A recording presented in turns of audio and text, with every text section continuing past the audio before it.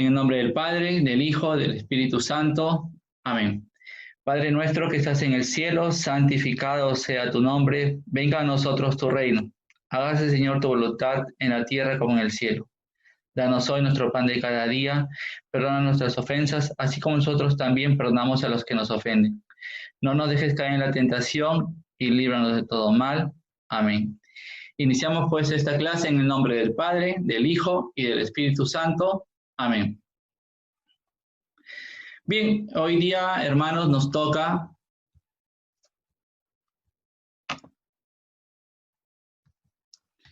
el tema 2, ¿sí? La clase número 2, que es Iglesia Católica y Papa. Iglesia Católica y Papa.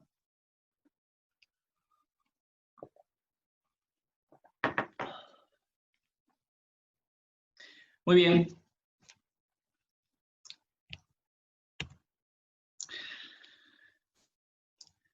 Uno de los frecuentes ataques contra la iglesia es que nos dicen la iglesia católica fue fundada por el emperador Constantino en el año 313 después de Cristo. Bien, hermanos, vamos a ver que no es cierto, porque el emperador Constantino en el edicto de Milán dio libertad de culto. Bien, los protestantes normalmente nos atacan diciendo que Constantino en el año 313 fundó la iglesia por el edicto de Milán. El edicto de Milán lo que da es libertad de culto. Eso es lo que hace el edicto de Milán. Y eso es que entonces el emperador Constantino estableció la libertad de religión en todo el Imperio Romano, poniendo así fin a las persecuciones contra los cristianos, ¿no? Porque los cristianos hasta ese entonces eran perseguidos.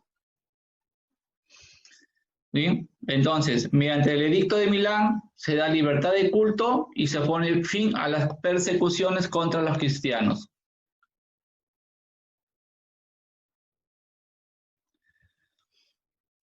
Cabe resaltar que para esa época se estima que el Imperio Romano tenía 50 millones de habitantes y que de ellos entre 5 a 7 millones eran cristianos. Miren, el mínimo era un porcentaje del 10%, un poco más del 10% de la población del Imperio Romano ya era cristiano. Y también algo súper importante es que en ese entonces ya se estima, ya se sabe que existían más o menos 1.500 sedes episcopales, o sea, ya había 1.500 obispos en todo el Imperio Romano. Entonces, hermanos, la conclusión es que es una falsedad de afirmar que la Iglesia Católica fue fundada por el emperador Constantino.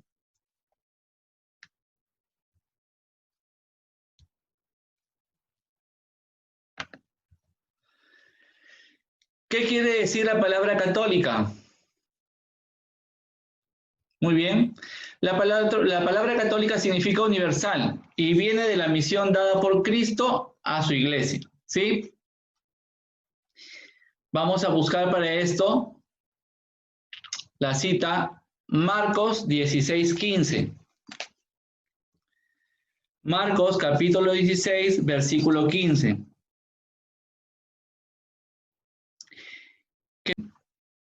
Y les dijo, vayan por todo el mundo y anuncien la buena nueva a toda la creación.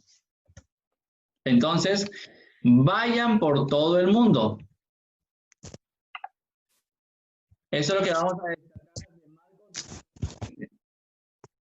Ahora vamos a buscar Mateo capítulo 28, versículo 20b.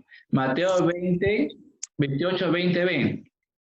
Mateo capítulo 28, versículo 20, parte B. ¿Qué dice? Yo estoy con ustedes todos los días hasta el fin de la historia, ¿sí? En otros textos dice hasta el fin del mundo o hasta el fin de los tiempos, dependiendo de la traducción. Y vamos a resaltar vamos a resaltar que dice todos los días. Bien, en Marcos 16:15 estamos resaltando todo el mundo. En Mateo 28:20b estamos resaltando todos los días.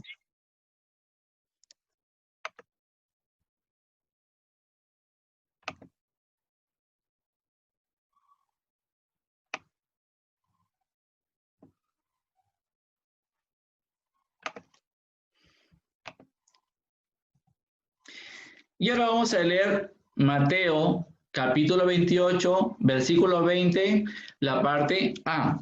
Dice, y enséñenles a cumplir todo lo que yo les he encomendado a ustedes. Y enséñenles a cumplir todo. ¿Sí? Ya perdí la mayor parte, perdí ella. No, pues sí, no.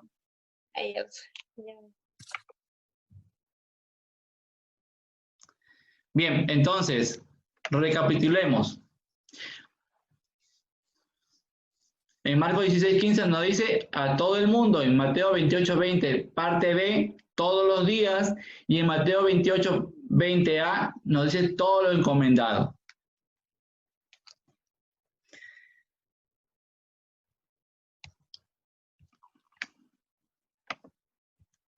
Entonces, hermanos, ¿qué quiere decir Iglesia Católica?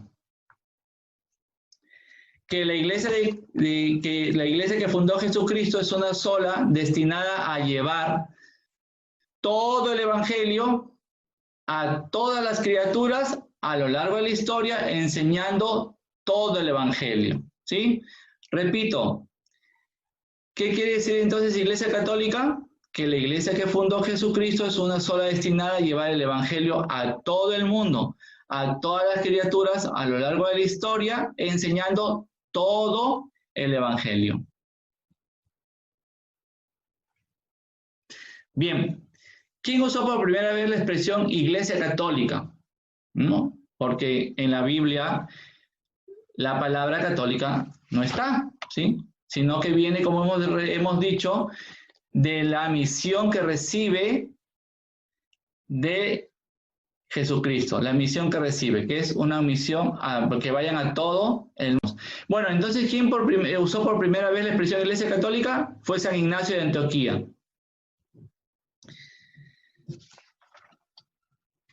Discípulo de San Juan, San Ignacio fue discípulo de San Juan, quien lo ordenó obispo. Él, en el año 110, escribió una carta, ¿sí? En la carta a los esmirniotas es que encontramos por primera vez la expresión Iglesia Católica. Bueno, entonces, fue San Ignacio de Antioquía quien por primera vez escribió o usó esta expresión Iglesia Católica en su carta a los esmirniotas en el año 110 después de Cristo. ¿Qué dice esta carta? Dice, en donde quiere aparecer el obispo, allí esté la muchedumbre. Al modo que donde quiera estuviere Jesucristo, allí está la Iglesia Católica. O en griego, sí, Catholique Ecclesia. Muy bien. A los Esmirniotas, capítulo 8, versículo 2. Ustedes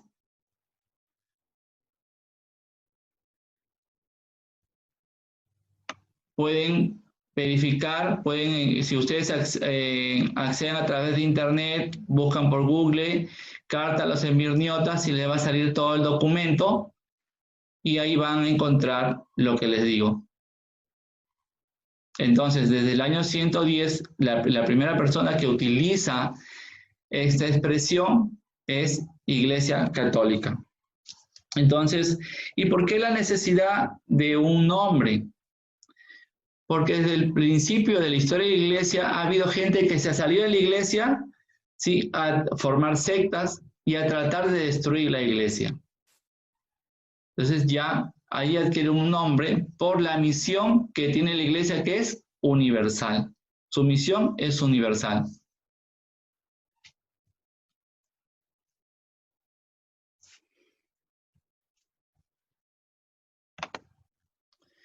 ¿Quién es el Papa?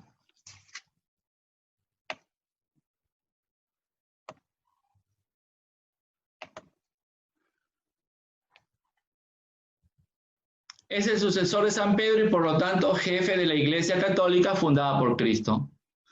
Vamos ahora a buscar Juan capítulo 1, versículo 42. Juan 1, 42.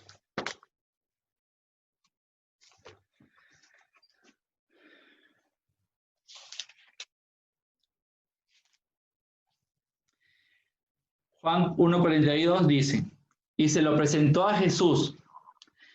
Jesús miró fijamente a Simón y le dijo, tú eres Simón, hijo de Juan, pero te llamarás Kefas, que quiere decir piedra. Kefas es igual a piedra, roca, peña.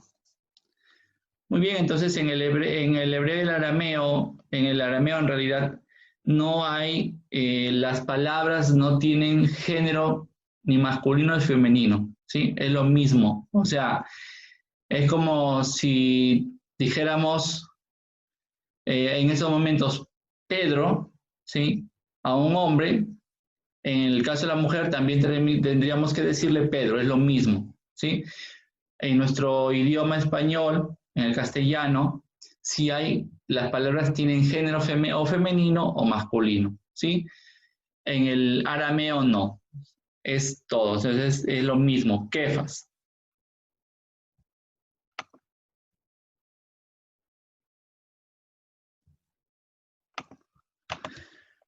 Ahora vamos a buscar Mateo capítulo 16, versículo 18. Recuerden que en la clase anterior habíamos visto esa cita.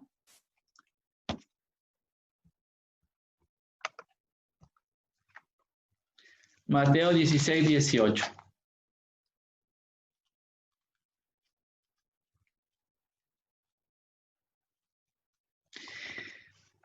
¿Qué dice?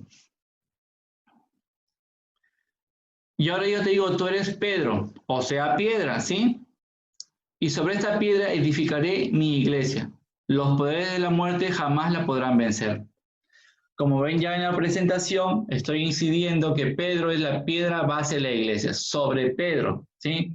Entonces, para reconocer la iglesia verdadera, la iglesia de Cristo, tenemos que identificar al pastor de este rebaño, que es Pedro.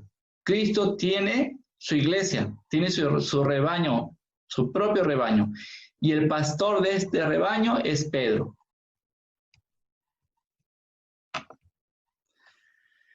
Vamos a leer Mateo 16, 19, ¿sí? Que dice, yo te daré las llaves del reino de los cielos. Lo que ates en la tierra quedará atado en el cielo, y lo que desates en la tierra quedará desatado en el cielo. Entonces Cristo le da ya las llaves del reino de los cielos a Pedro. Y hay una cita paralela, por si acaso, que vamos a buscar. Isaías capítulo 22, versículo 22. Isaías 22, 22. Isaías 22, 22. Isaías capítulo 22, versículo 22. Dice, yo pondré en sus manos la llave de la casa de David. Cuando él abra, nadie podrá cerrar. Y cuando cierre, nadie podrá abrir. Muy bien, este es un texto paralelo en el Antiguo Testamento, donde Eliaquín recibe las llaves del palacio de David. Y Pedro recibe las llaves de mano de Cristo del reino de los cielos, del palacio celestial. Ahora vamos a buscar Lucas capítulo 22, versículo del 31 al 32. Lucas 22, del 31 al 32.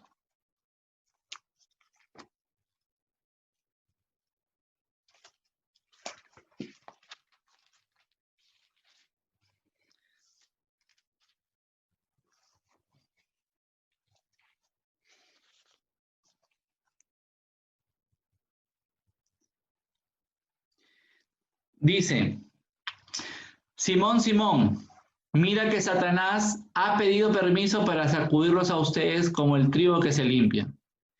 Pero yo, dice yo, Jesucristo, ¿no? Yo he rogado por ti, o sea, por ti, Pedro, ¿ya? Para que tu fe no se venga abajo. Y tú, cuando hayas vuelto, tendrás que fortalecer a tus hermanos.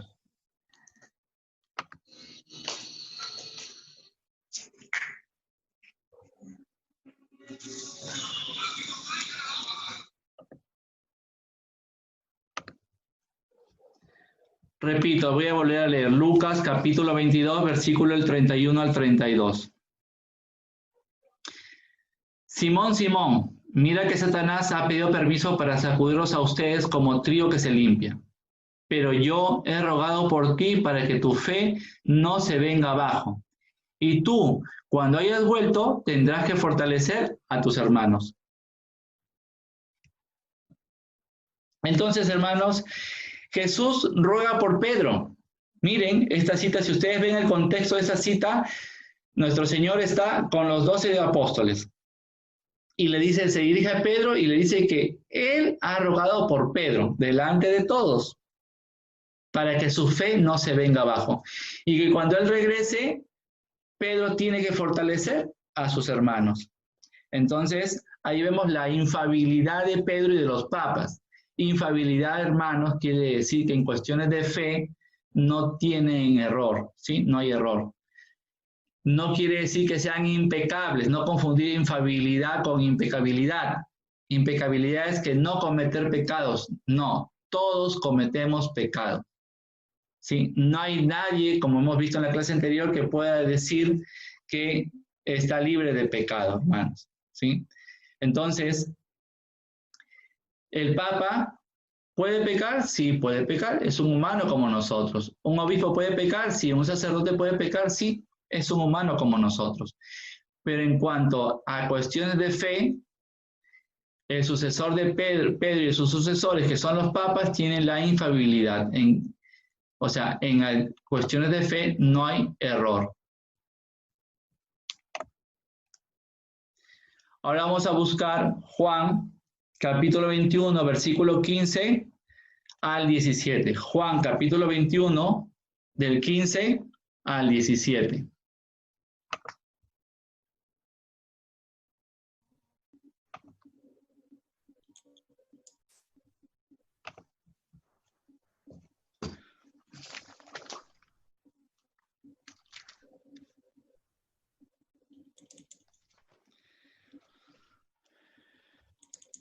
Dice, cuando terminaron de comer, Jesús dijo a Simón Pedro, Simón, hijo de Juan, ¿me amas más que estos? Contestó, sí, Señor, tú sabes que te quiero. Jesús le dijo, apacienta mis corderos. Le preguntó por segunda vez, Simón, hijo de Juan, ¿me amas? Pedro volvió a contestar, sí, Señor, tú sabes que te quiero. Jesús le dijo, cuida de mis ovejas. Insistió Jesús por tercera vez, Simón Pedro, hijo de Juan, ¿me quieres? Pedro se puso triste al ver que Jesús le preguntaba por tercera vez si lo quería y le contestó, Señor, tú sabes todo, tú lo sabes todo, tú sabes que te quiero. Entonces Jesús le dijo, apacienta mis ovejas.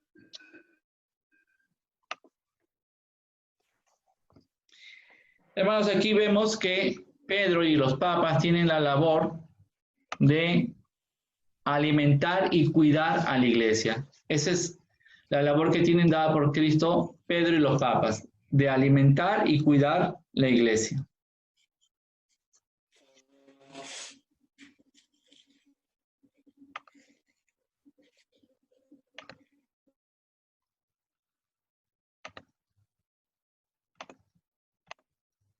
Bien, ahora, se escucha también entre las sectas de uno de los ataques más comunes, es decir, ¿es cierto que el Papa es la bestia del Apocalipsis, el anticristo y tiene el 666?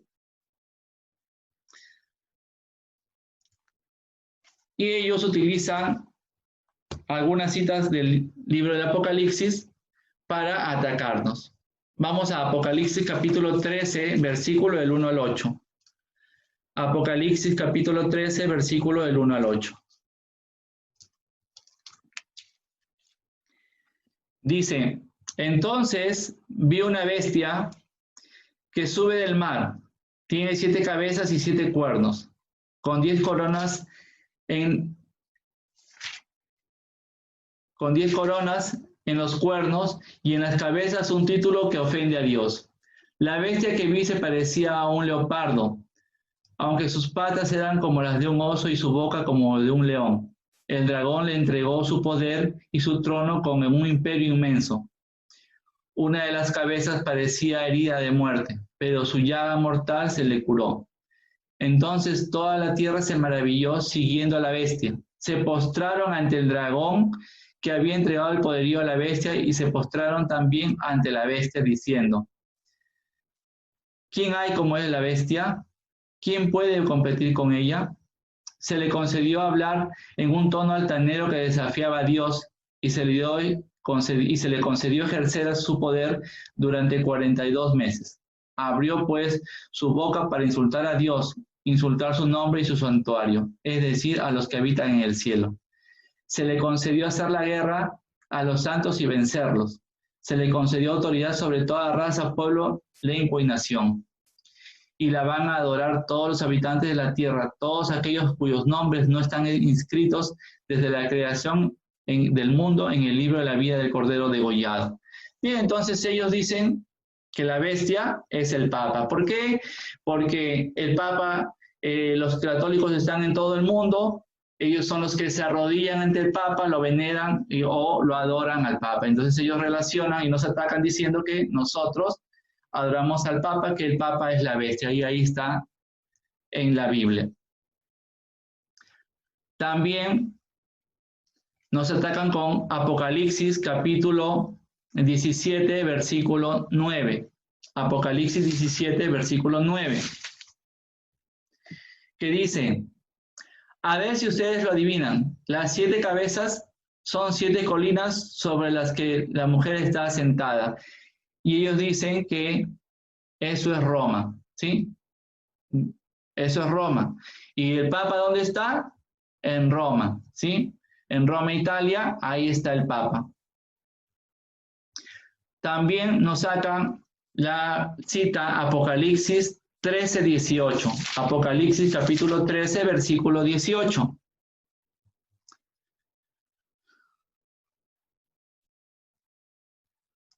Que dice, el que sea inteligente, que interprete la cifra de la bestia. Es la cifra de un ser humano y su cifra es el 666. Entonces, lo adoran, adoramos a ellos dicen, adoran ustedes, adoran, los católicos adoran a esta bestia que es el Papa, que vive en Roma y que es un humano. Es una mala interpretación. La bestia, que se refiere a Apocalipsis 13, del 1 al 8, es el emperador romano. A ese se refiere. A la bestia era el emperador romano. Roma se refiere a la ciudad imperial. En ese entonces, en esa época en que San Juan escribió el Apocalipsis, se refería a la Roma imperial, a la ciudad imperial. Ahí les está saliendo en la presentación una pequeña imagen. Bueno, los que tienen de repente computadora, lo están viendo en computadora, la clase de hoy día van a poder apreciar mejor que el que tiene el celular, pero ahí les he agregado una imagen de la época en que se escribió el Apocalipsis, ¿sí? Y ahí están las 7 colinas y los muros de la ciudad imperial que rodeaban a Roma, y ahí están las 7 colinas. Pero el Vaticano, que es donde posteriormente reside el Papa, no tiene nada que ver ni se ubica dentro de la ciudad imperial de las 7 colinas de Roma. Está al norte, ¿sí? Y al oeste, en realidad, de la ciudad de Roma, que no tiene nada que ver con la ciudad imperial. Simplemente es una mala interpretación. Y la cifra de un humano, ese 666 es Nerón César, el emperador de esa época, que si uno se saca los valores en números según el nombre de Nerón César en hebreo, vamos a dar con el número 666. Justamente está una imagen al costado inferior también de la presentación, el nombre de Nerón César en hebreo, y ahí están cada letra qué número representan: 260, 156, 250, y sumado todo eso da el 666. Bien, entonces la Biblia nunca habla mal de San Pedro y sus sucesores. Las sectas odian al Papa porque es jefe de la iglesia, de la cual se separaron y quieren destruir. En realidad, ese es el objetivo de las sectas: destruir la iglesia fundada por Cristo.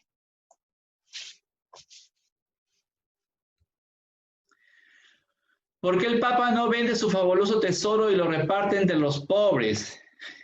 Esta es una pregunta que incluso yo, evangelizando, como hacemos los misioneros apóstoles de la palabra, evangelizamos puerta a puerta, ¿no? Tocamos las puertas de las casas y conversamos y llevamos el evangelio a los hermanos, ¿sí? Entonces, muchas veces me ha tocado escuchar me han formulado esta pregunta los mismos católicos, ¿sí? Como dice el padre Amatul y el mismo padre Luis Toro, son católicos ya con mentalidad de protestante, ¿no? Entonces, dicen así, ¿no? ¿Por qué el Papa, que es multimillonario, tiene un fabuloso tesoro, por qué no lo vende y lo reparte entre los pobres? Primero, hermanos, hay que decir que es falso, ¿sí? Que el Papa tenga un fabuloso tesoro. Lo que la Iglesia... sí, incluso dicen, el Papa vende, si el Papa vende su fabuloso tesoro, en 2 días se acaba con la pobreza del mundo. También.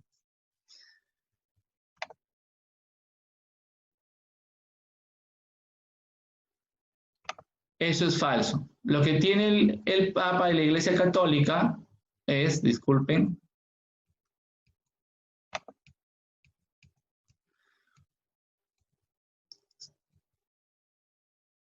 eso es lo que tenemos: obras de arte, pinturas y esculturas y reliquias, que son patrimonio de la humanidad. Cualquiera puede ir en el Vaticano o en otro sitio, en algún otro sitio de la iglesia que tiene algún otro lugar, ¿sí?, histórico, y va a poder apreciar estas obras de arte, esas pinturas, esculturas y reliquias para placer, se puede decir, de toda la humanidad. Si se vende eso, va a estar de repente en las manos, en la casa de un multimillonario, ¿sí?, o un billonario, y nadie va más que él poder disfrutar. Este es patrimonio de la humanidad. Es lo que tiene la iglesia.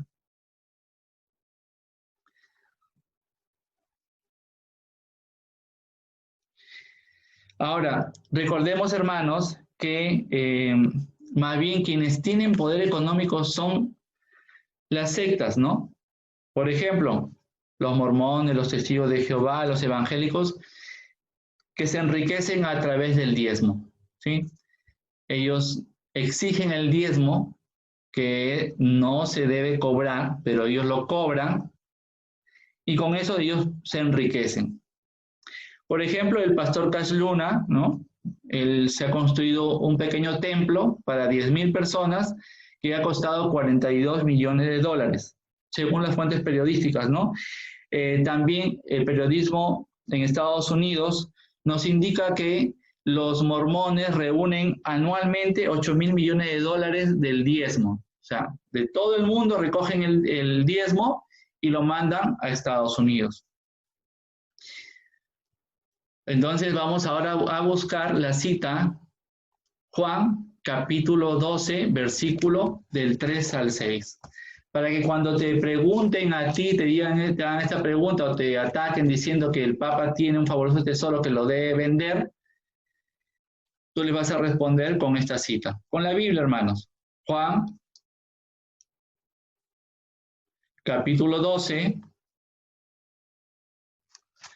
versículo del 3 al 6. Juan, capítulo 12, versículo del 3 al 6. ¿Y qué dice? María, pues, tomó una libra de un perfume muy caro, hecho de nardo puro. Le ungió los pies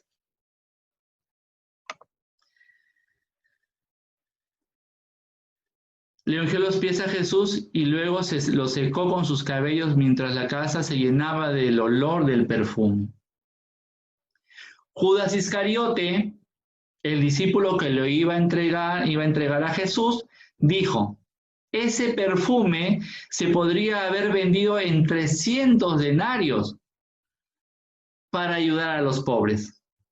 En realidad no le importaban los pobres, sino que era un ladrón. Y como estaba encargado de la bolsa común, se llevaba lo que echaban en ella. ¿Sí? Entonces, hermanos, las sectas, igual que Judas Iscariote, tienen sus propios intereses y no lo hacen realmente por los pobres.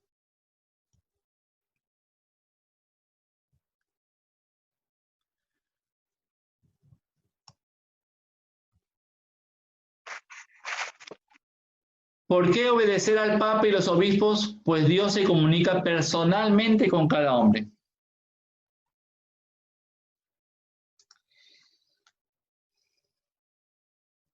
Así escuchamos decir a las sectas, ¿no? ¿Por qué le haces caso al obispo? ¿Por qué le haces caso al sacerdote? Si Dios se comunica personalmente con cada hombre. Eso es lo que te dicen. ¿Y qué cita te leen? Jeremías capítulo 17, versículo 5. Jeremías 17, 5. Vamos buscando Jeremías 17, 5.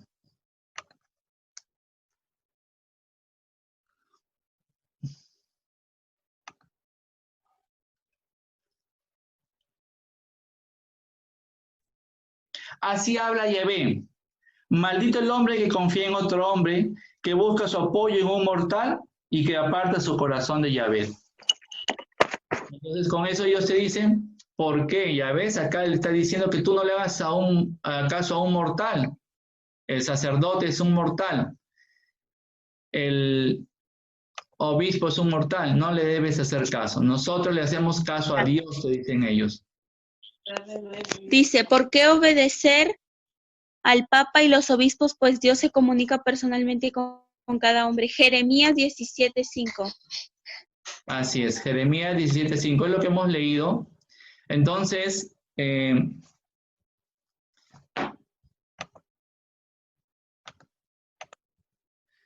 dicen, no confíen en hombres como el Papa, el obispo y sacerdotes, ¿sí? Porque son hombres, y lo dice la Biblia, no confiar en otro hombre.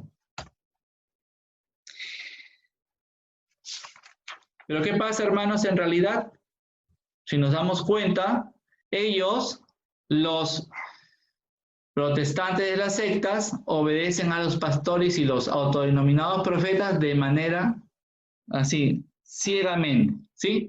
Ciegamente. Ahí no los cuestionan, ahí no dicen yo estoy confiando en otro hombre, ahí no lo dicen, ahí se olvidan de la cita. Pero cuando nos atacan a los católicos, dicen, ¿por qué le haces caso al sacerdote, al obispo, al papa? Es un hombre, ¿no? Y ellos obedecen ciegamente. E incluso afirman cosas para atacar a los católicos que no están en la Biblia. ¿Sí? ¿Pero por qué? Porque se los dijo el pastor, el profeta.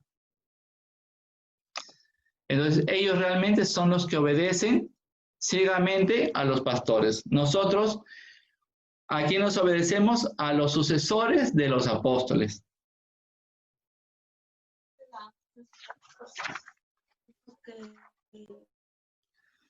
¿Por qué nosotros obedecemos al Papa, a los obispos y a los sacerdotes? Vamos a leer Mateo capítulo 10, versículo 40. Mateo 10, 40. Mateo capítulo 10, versículo 40.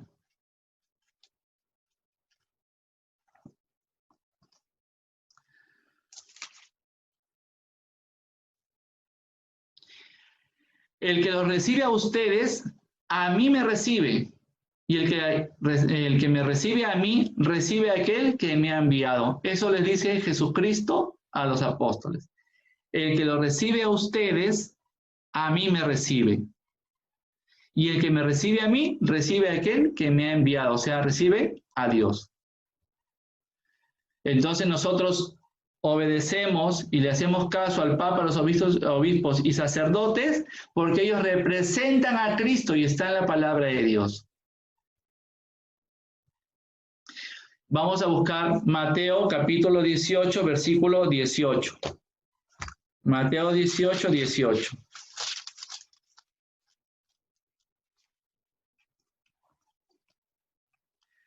¿Qué dice?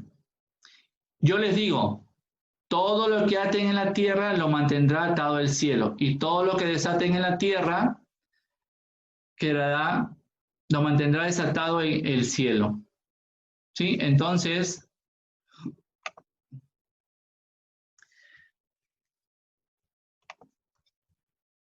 les dio un poder celestial. Jesucristo les da poder a los obispos, a los apóstoles y sus sucesores, ¿no? Porque esto viene de la transmisión mediante la ordenación sacerdotal y la imposición de las manos. Si ustedes van viendo históricamente, el sacerdote de su parroquia ha sido ordenado por un obispo que esto anteriormente fue instituido por otro obispo anterior y así. Vamos retrocediendo en la historia hasta que llegamos a los apóstoles.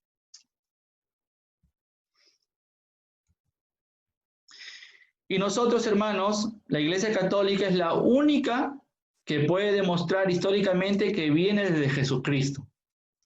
En realidad, los protestantes, hermanos, aparecen con Martín Lutero en el año 1520. Antes de eso, antes del año 1520, solo existía la Iglesia Católica. A partir de 1520, con Martín Lutero, que se sale de la Iglesia, ¿sí? Entonces, él funda su propia iglesia, la Iglesia Luterana, y de ahí aparecen el resto de iglesias protestantes, las denominadas iglesias protestantes. Más adelante, ya de 1800 en adelante, están las denominadas sectas protestantes, que son las que conocemos, las que normalmente ahora vemos.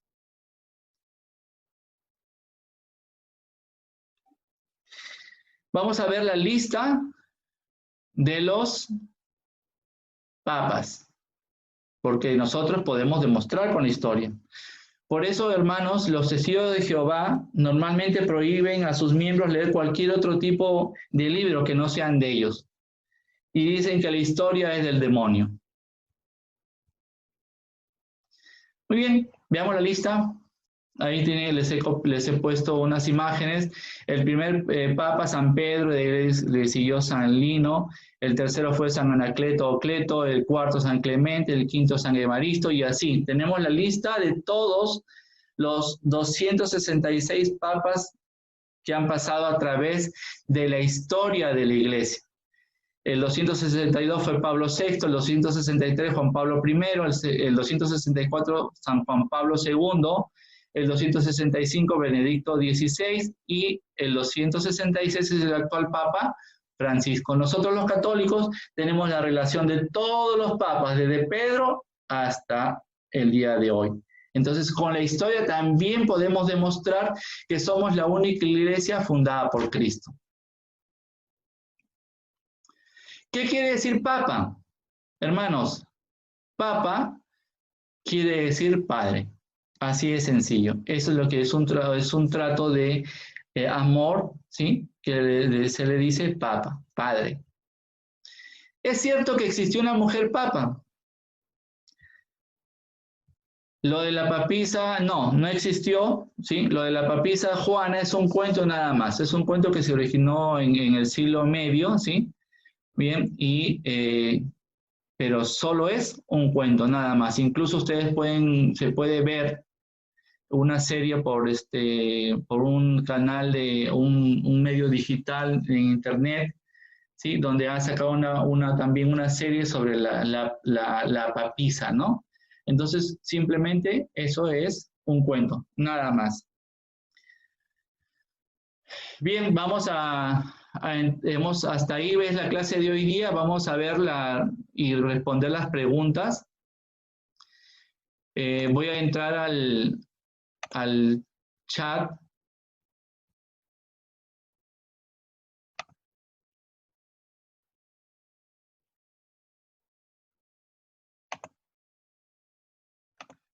Y también si alguno quiere preguntar algo, me levanta la mano para poder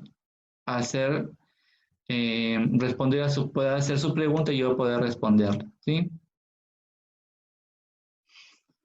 Bien, vamos al chat. A ver, ¿qué hay preguntas en el chat? Había visto unas por ahí.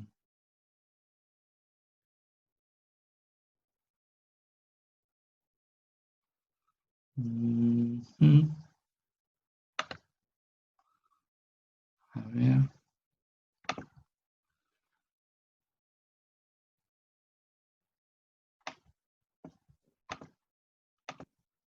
Hermano Marco, buenas noches. ¿Y cómo está? Buenas noches, hermana. Acá sobre lo que dijo de Lutero, si podría repetirme. Sé que con Lutero se empezó cuando él sale de la iglesia. Sí, hermana. Martín Lutero, un sacerdote agustino, ¿sí?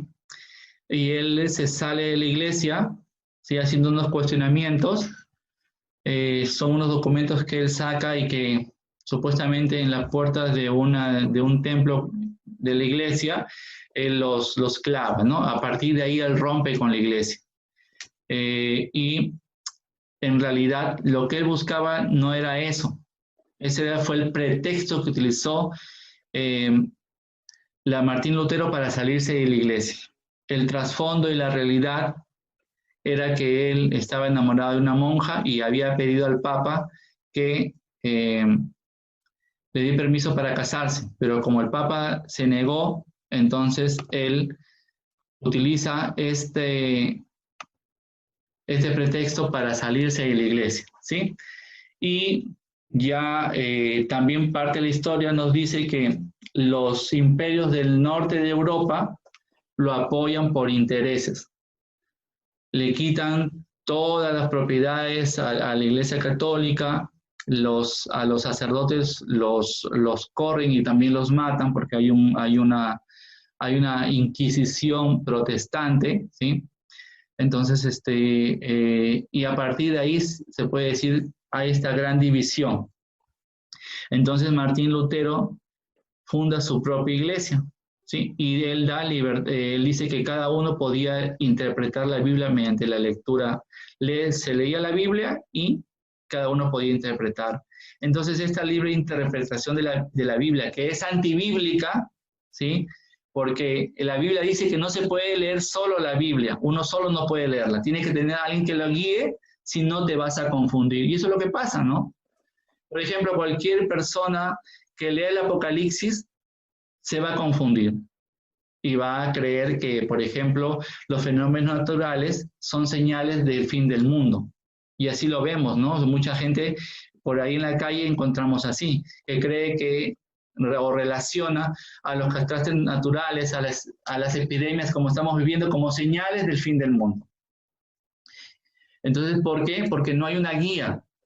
La Biblia dice que para leerla tiene que haber una guía. Y esa guía es la iglesia, ¿no? Los sacerdotes, el magisterio de la iglesia.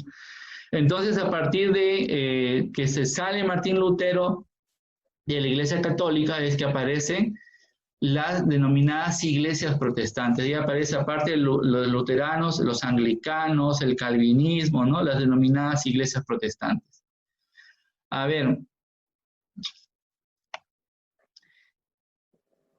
Dice, últimamente han estado apareciendo fake news, noticias del pago que el Estado peruano hace a los obispos de sumas altísimas. ¿Podría instruirnos en eso? Muy bien, hermana Joyce. Hermana, miren, no es de ahora, es de todo el tiempo.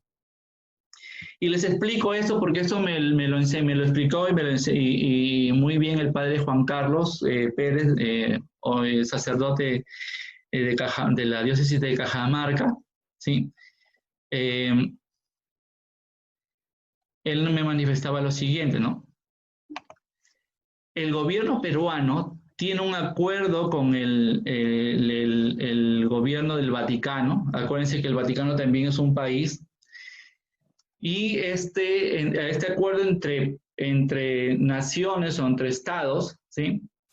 Es que el Vaticano le cede muchísimas propiedades de la iglesia al Estado peruano. Y en retribución, el Estado peruano firma como parte del convenio pagar a los obispos, ¿sí?, un sueldo que viene a ser igual a la de un congresista, ¿sí? Pero, hermanos, eso no se da. O sea, en pocas palabras, el Estado peruano no cumple con ese acuerdo por el cual el Estado recibió muchísimas propiedades de la iglesia, las recibió y se quedó con esas propiedades de la iglesia a cambio de ese acuerdo, ¿sí? Por ejemplo, para los hermanos que son de Cajamarca, el estadio se llama Héroes de San Ramón, si no me equivoco, el estadio de Cajamarca, ese terreno era de la iglesia. Hay un instituto al lado de la... se me fue el nombre de esta parroquia en Cajamarca. Hay un instituto muy conocido allá, ese local era de la iglesia. El mercado central de Cajamarca. También. ¿Cómo? El mercado central de Cajamarca también era propiedad de la iglesia, ¿sí? El colegio San Ramón, que está hacia la salida hacia las minas, ese terreno también era de la iglesia. Entonces, todos esos terrenos, todas esas propiedades fueron cedidas, en cada región del Perú fueron cedidas para el Estado peruano, a retribución de ese pago que iban a recibir los obispos. Y los obispos no reciben ese dinero. Lamentablemente, el Estado peruano no cumple, ¿sí? La iglesia entregó. Es más, si no me equivoco, el Templo de Belén, donde funciona en Cajamarca el Ministerio de Cultura, eso es lo último que el gobierno en Cajamarca recibió el gobierno de parte de la iglesia. Y ahí funciona, ahí está ese templo y todo ese ambiente de la iglesia es actualmente del ministerio, ahí funciona el Ministerio de Cultura. Entonces, ese fue un acuerdo. Y por eso recibieron estas propiedades del Estado a nivel nacional en el Perú. ¿Sí? Porque hay hermanos que están escuchando de otros países, ¿sí? Pero en el Perú ese fue el acuerdo. Y se entregaron muchísimas propiedades de la iglesia a favor del Estado. Bien, no sé si hay otra pregunta. Pueden encender sus micrófonos o escribir por el chat. A ver. Hermano Marco, Sí, dígame. buenas noches. Buenas noches. Mi nombre es Limber Ávila. Le hablo de Santa Cruz, Bolivia. Muy bien. Va a disculpar, ingresé muy tarde al Zoom, a la reunión. Pero justo ingresé cuando hablaban sobre los tesoros que tenía el Vaticano, ¿no? Entonces, tengo una inquietud, cuando usted decía de que solamente teníamos pinturas y todo eso, entrando un poquito sobre el banco, ¿no? El Banco del Vaticano, especialmente aquí en Bolivia, en la época de cuando estaba el expresidente Evo Morales. Bueno, se habló de grandes cantidades de dinero que fueron desviadas a las cuentas del Vaticano. Si es que tiene algún tipo de información usted sobre esos fondos, si es que existe verdaderamente el Banco del Vaticano, y precisamente pues no muchas veces hablamos sin fundamento. Quería saber si es que tiene alguna información sobre eso, ¿es cierto? O es que no hay ninguna política entre el Banco del Vaticano con los otros países. A ver, hermano, primero, Eso sería. el Vaticano, o sea, recordemos lo que les estaba diciendo, ¿no? De esto de el Estado Vaticano, ¿sí? Le estaba haciendo este acuerdo que tiene o firmó con el Estado peruano. El Estado Vaticano es un país también, ¿sí? Y como país también tiene que tener un banco. Así como en el Perú nosotros tenemos el Banco Central de Reserva, que es el banco del Perú, ¿sí? Imagino también que en Bolivia deben tener un banco del Estado, ¿sí? Entonces, el Vaticano, como país, también tiene su banco. Banco de Ahora, la Nación. se han tejido varias historias oscuras sobre el Banco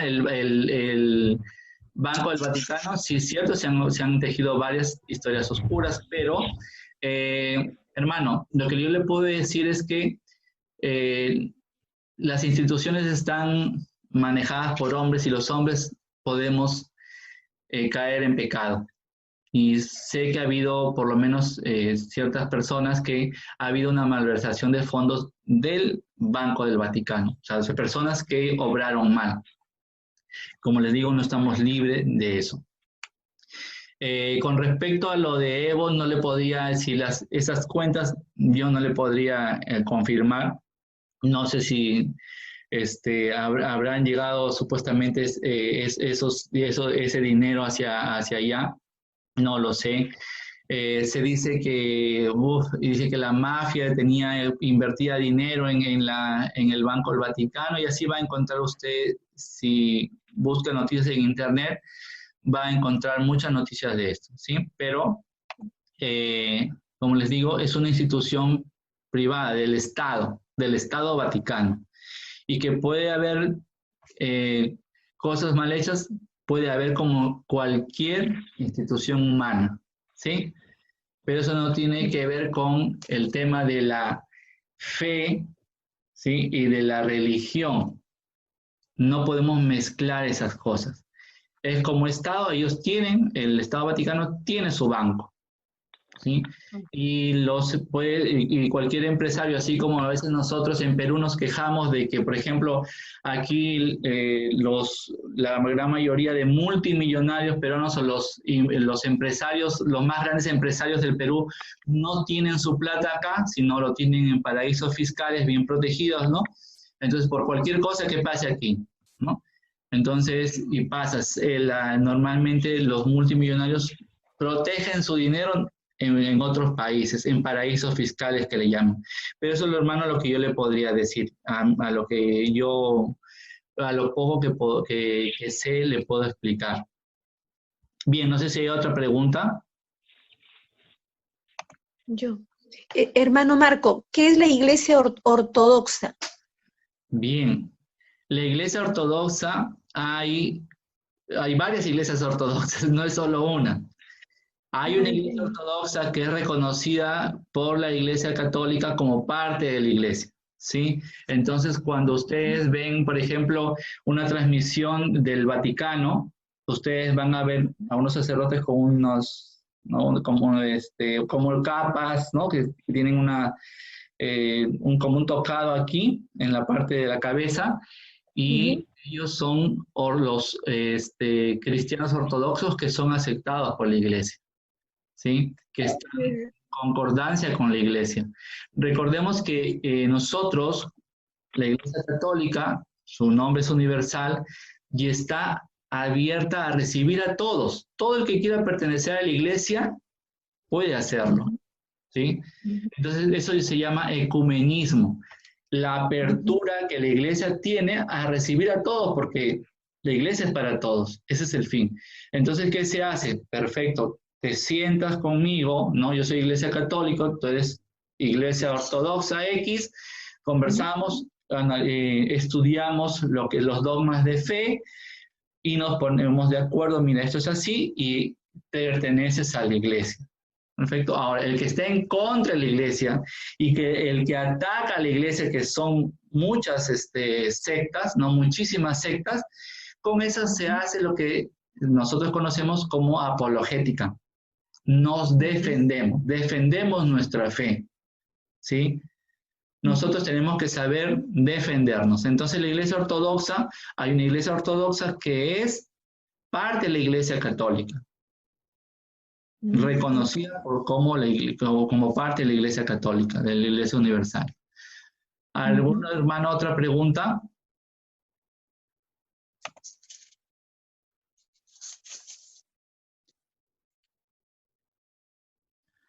¿Alguien más? ¿No? Entonces, ya estaríamos terminando nuestra clase.